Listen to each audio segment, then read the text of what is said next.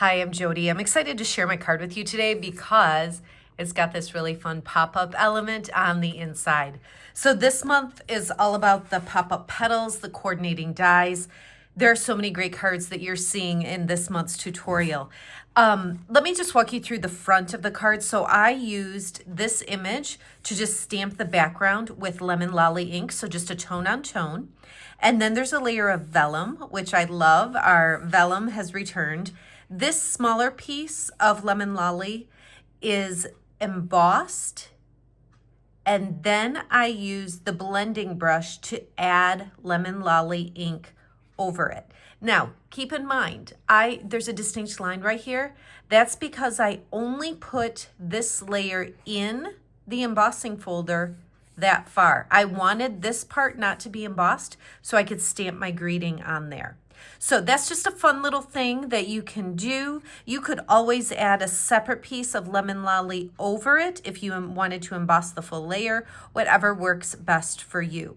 So Lemon Lolly dots on the background from the stamp set, vellum, another Lemon Lolly layer embossed and then sponged with the blending brush with Lemon Lolly ink, and you see those embellishments.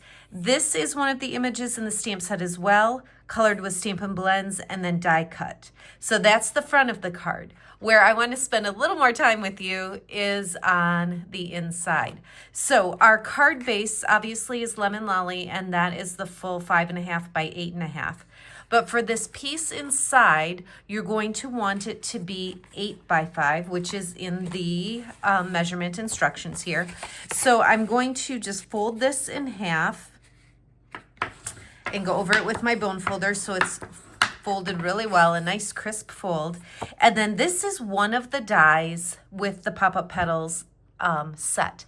So you can see this line here, and then there's like little points on either end. So what I want to do is go ahead and line it up on my crease, and I'm going to go just a little bit below like the center of the card because I'm gonna have the vase and the flowers pop up, and so I don't want it to be too high because then it would stick out the top of the card. So you could kind of play with that. There's no exact right or wrong.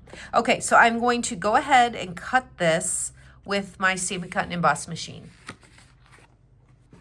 Okay, so when I take this off, you can see all it did was cut the slits, and then it's just scored on that center line that we had folded anyhow.